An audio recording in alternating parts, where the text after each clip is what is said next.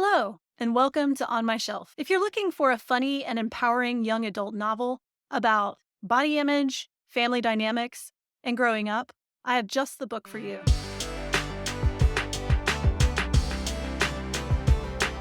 The Earth, My Butt, and Other Round Things by Carolyn Mackler follows the story of 15-year-old Virginia Shreves, who feels out of place in her perfect family, mostly because she's plus sized.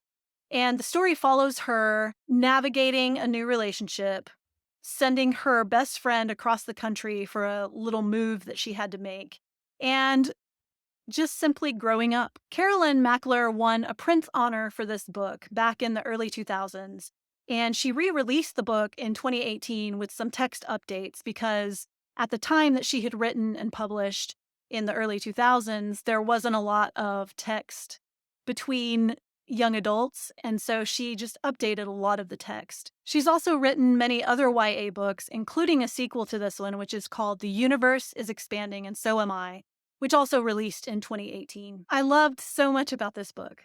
Mackler approaches these difficult and awkward situations that happen in teen life with humor, and it just made it more accessible to the young adult crowd. And it also made me want to stay in Virginia's head for a while.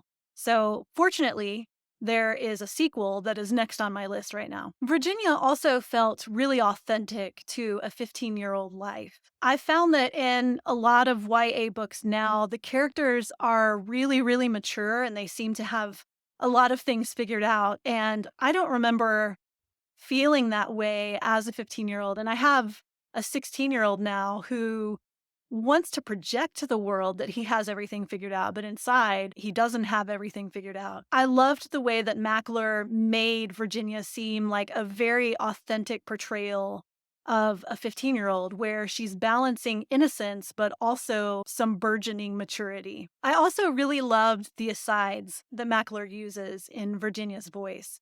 I'm a sucker for asides because I feel like they give a story a lot of personality and it shows the voice of the character. In the story, Virginia uses those asides in a humorous way. She has a fat girl code of conduct. She has a scale on a page that measures the difference between dorky and popular and puts her on the scale somewhere on that. She has some places where she has to make decisions and she lists them as miserable, pathetic option number one, miserable, pathetic option number two, and I felt like it gave the story so much personality. It was delightful. From a craft perspective, I felt like Mackler really handled the voice of Virginia well. All of the problems and the thoughts in her head just felt very authentic for a 15-year-old.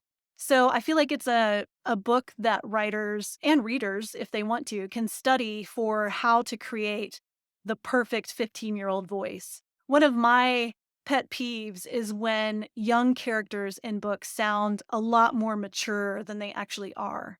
So I felt like Mackler just nailed it with Virginia's voice. Mackler also had a really good handle on pacing. And one of the things that helped with that was she had short chapters. And I feel like this is becoming a theme and is probably something that we should employ as writers, especially of fiction for young people. It made the action feel like it flew, even though this was a character-driven novel. And none of the chapters went on for too long, even the places where we were in Virginia's head a lot.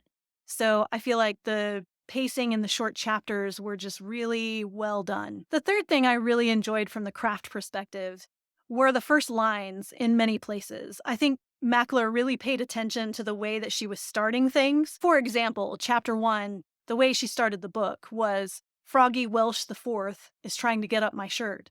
And that's one of those sentences that really makes you pay attention, like, oh my gosh, what is happening and what is the character going to do? And there were several other examples of that in this book. And I just found that really intriguing and something to be studied as a reader and as a writer. So here are the overall takeaways from this remarkable book. The first is beginnings, and that means the beginnings of a book or the beginnings of each chapter. I think that as writers, we want to be able to start with snappy sentences, and the same kind of goes for endings as well. We want to end with snappy sentences that keep kids and teens reading. The second is using asides and different media. So throughout the book, Virginia kept a lot of lists and she shared little short essays, and there were also text messages. So it was kind of a reminder to incorporate these kinds of things in stories because a character's life isn't just the narrative, it's also all of the things that happen around that narrative. So incorporating some of those asides is a fun way also for a writer to enjoy a story and for a reader to enjoy a story. And the third takeaway is incorporate a little humor wherever you can. Reading through this book was so enjoyable because there were little moments of humor throughout it. And it can lighten a really heavy situation. So there's an experience that Virginia has in the book that is a little bit tougher to manage. And some of her humorous personality came through in different places and helped to sort of lighten the mood there. So it was a reminder to approach things when I'm writing characters in a way that can embrace humor. And it made me really want to do that a little more often in my stories. Laughing while reading is always enjoyable. That's it for today's On My Shelf. If you're interested in hearing an author's perspective on books, movies, and TV, subscribe to my channel. And thanks for watching.